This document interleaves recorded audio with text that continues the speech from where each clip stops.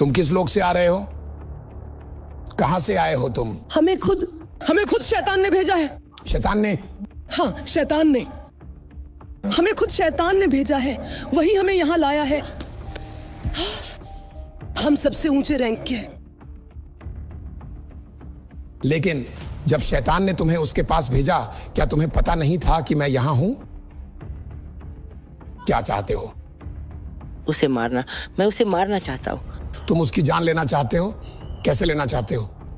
Car accident से।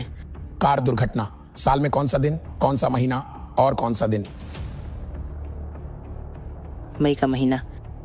मई में कौन सा दिन? मई के महीने में 17 तारीख को। 17 तारीख, 17 मई। तुम उसे 17 मई को दुर्घटना में मारना चाहते हो। सटीक समय क्या है? 2 बजे। कहां? दुर्घटना कैसे हुई? तुम दुर्घटना की तैयारी कैसे कर रहे हो? एक ट्रक। कहां से? केप टाउन से। बिल्कुल कहां? किस जगह पर? हॉस्पिटल के पास। हॉस्पिटल के पास। किधर? कहां पर?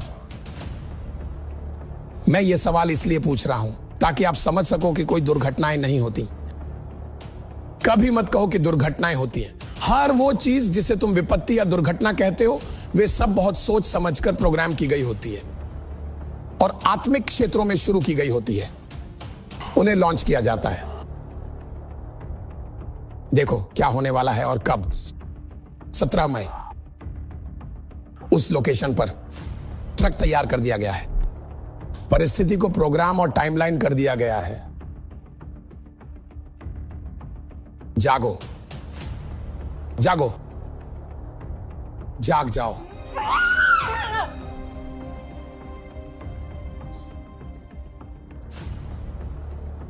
ऐसी कौन सी अभिषेक है जो ऐसी चीजों का खुलासा कर सकती है? एक ही सेकंड में कुछ चीजें प्रकट हो गई।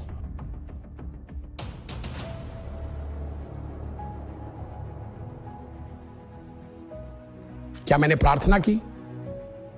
दुष्ट आत्मा चली गई है, छुआ भी नहीं।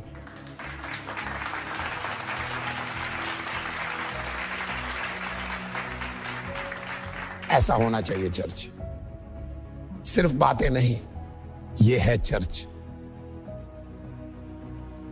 यह बाइबल स्कूल नहीं है, यह है सेवकाई।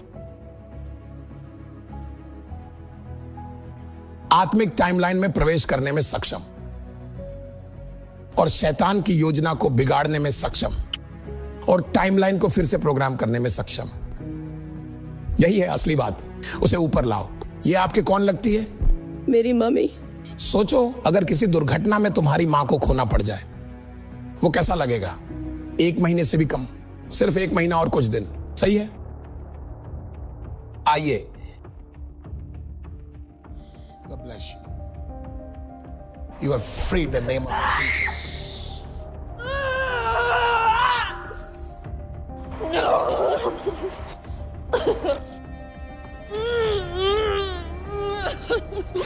तुम नहीं जानते। हा हा हा, हम ये प्लान कर रहे थे कि उससे कार चलवाएंगे क्योंकि हम चाहते थे कि वह अपनी जान ले ले। तुम्हें ये पता नहीं था? ऐसा मत कहो कि मुझे पता नहीं था, लेकिन चलो मान लेते हैं कि मुझे पता नहीं था। हम इसे मारने का प्लान कर रहे थे, पर मैंने कैंसिल कर दिया।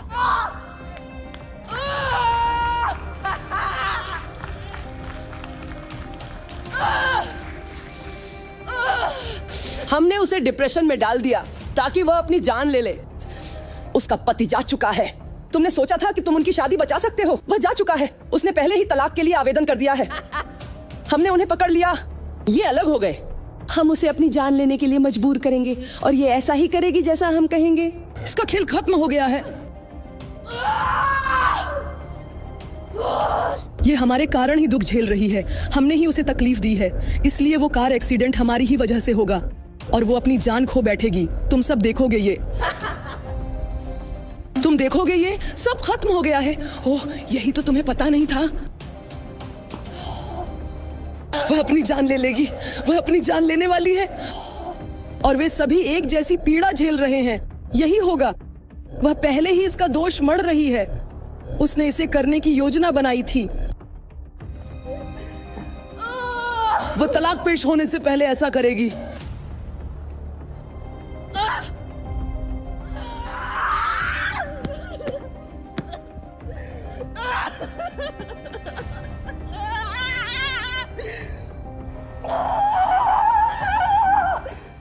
हम उसके बच्चे को लेने की कोशिश करेंगे, बीमार करेंगे, हम उसे बीमार कर देंगे।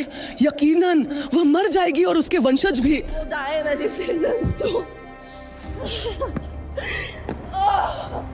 तुम उस कार एक्सीडेंट को नहीं रोक सकते।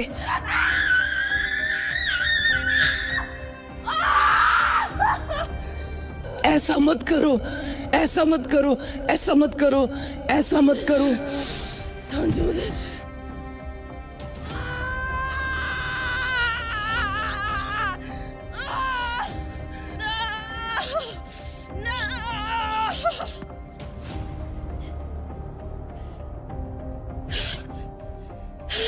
उसे छोड़ दो, छोड़ दो उसे।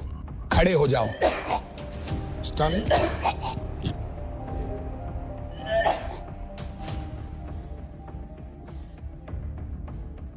इसे मेरे पास लाओ। सुनो, तुम बोल चुके हो अपनी झूठ से भरी बातें।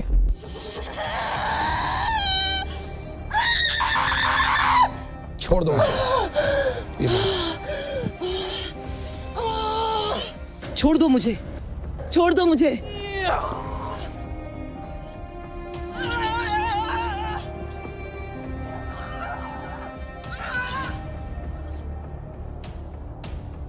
कहां से आए हो तुम? किस लोक से आ रहे हो? कहां से आए हो तुम? हमें खुद शैतान ने भेजा है। शैतान ने? हाँ, शैतान ने हमें, खुद शैतान ने भेजा है। वही हमें यहां लाया है। हम सबसे ऊंचे रैंक के हैं। लेकिन ठीक है, अगर तुम सबसे ऊंचे हो तो कहां हो? मेरे पैरों पर। देख रहे हो तुम कितने नीचे हो? आत्मा में काफी ऊंचे होकर भी कितने नीचे हो। जब शैतान ने तुम्हें उसके पास भेजा, क्या तुम्हें पता नहीं था कि मैं यहां हूं? इसीलिए हमने उसे चर्च आने से रोका।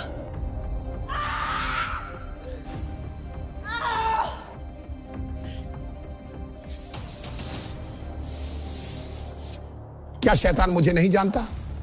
क्या वो मुझे नहीं पहचानता? हाँ, मैं तुम्हें जानता हूँ। हाँ, वह जानता है। क्योंकि तुम केप टाउन पे कब्जा करने की कोशिश कर रहे थे। हम तुम्हारे लिए आ रहे हैं। तुमने इन सब लोगों को अपने अधीन कर रखा है।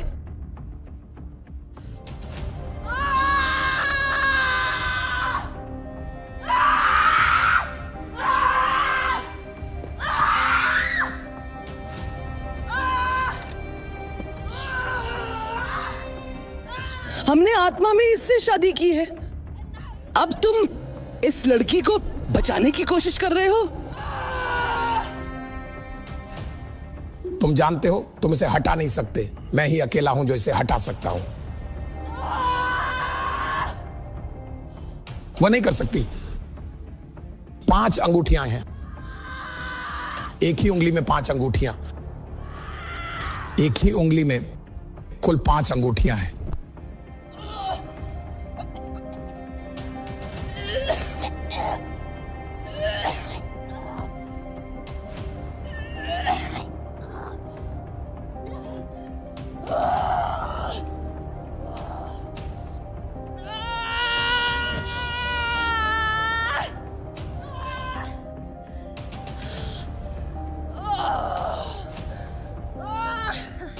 तो शैतान ने तुम्हें भेजा।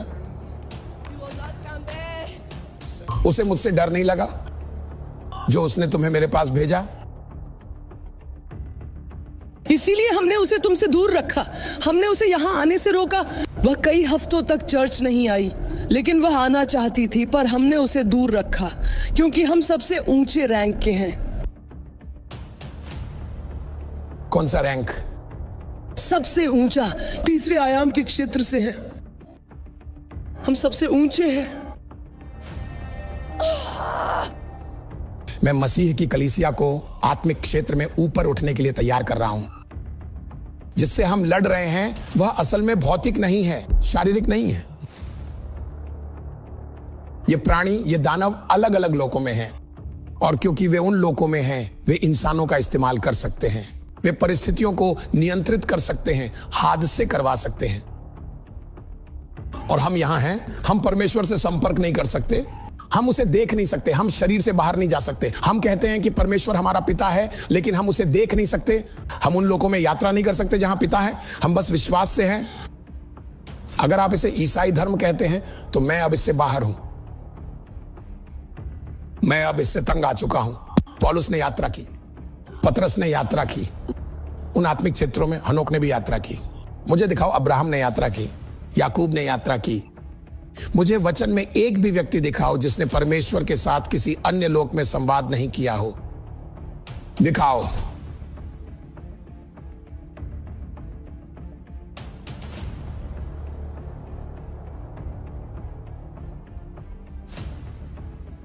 क्या आपको लगता है कि मैं यहां जो कर रहा हूं वह गलती से है? अगर आपके पास वह अधिकार नहीं है जो मेरे पास है, वे लोग जिनमें मैं जाता हूं, और आप यह करने की कोशिश करें,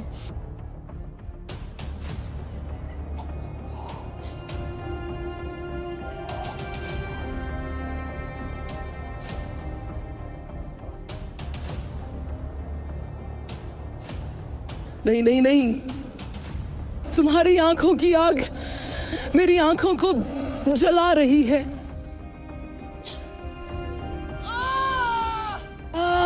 वो आग जो तुमने अभी अभी अपनी आंखों से वार की,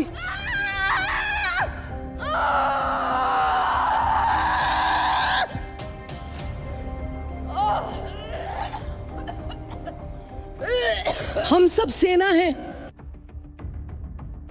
हम एक विशाल सेना है।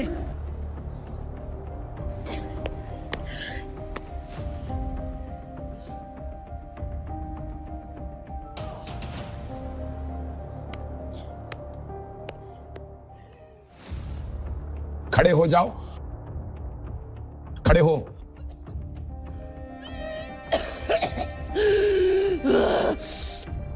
इधर आओ, यहां आओ, इसके साथ चलो। यहां आओ, यहां आओ, छोड़ दो।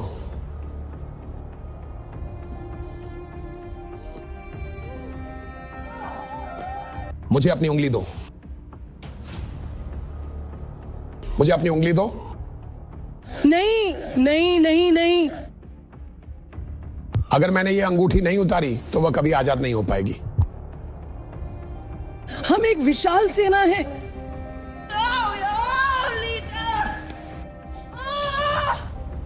उसे मेरे लिए पकड़े रखो।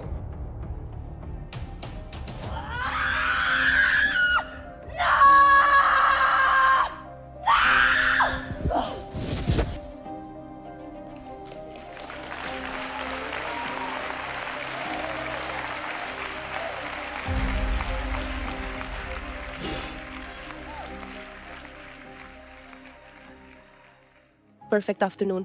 तो मैं कर्टनी क्लॉसन हूँ और ये मेरी माँ हैं रेनी मैथ्यूज़। तो आज अभिषेक सेवा में जब हम आगे आ रहे थे, प्रभु के दास मेरी माँ के पास पहुँचे और उन्होंने उनके लिए प्रार्थना की, क्योंकि उनकी ज़िंदगी में एक कार एक्सीडेंट होने वाला था।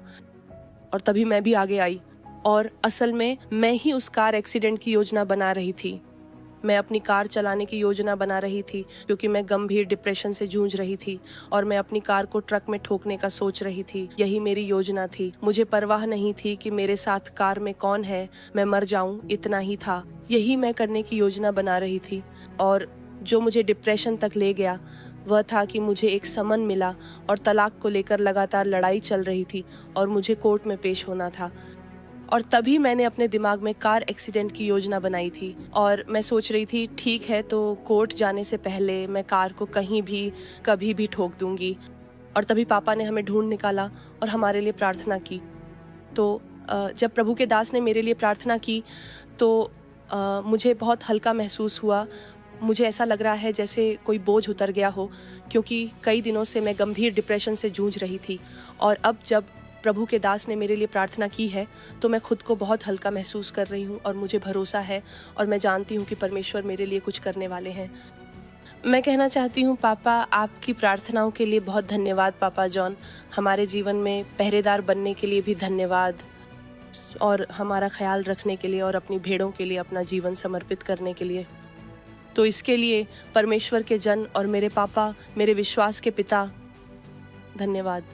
मैं आपको धन्यवाद देना चाहती हूँ। हमें नहीं पता हमारे पास क्या है। ईश्वर ने हमें महान परमेश्वर के जन से आशीषित किया है, उन्होंने हमें आशीषित किया है। तो मैं बस यही कहना चाहती हूँ पापा, हर चीज़ के लिए धन्यवाद। Good afternoon. मैं बस ये कहना चाहती हूँ परमेश्वर की महिमा और स्तुति हो और धन्यवाद पापा आपकी स्तुति के लिए और हमेशा हमारा ध्यान रखने और आत्मा में हमारी रक्षा करने के लिए। पिछले 2 हफ्तों से मुझे लग रहा था कि मैं ज़्यादा दिन नहीं जी पाऊंगी। यह एहसास बार बार आता था, लेकिन मैंने कभी किसी से साझा नहीं किया, यहाँ तक कि अपने पति से भी नहीं।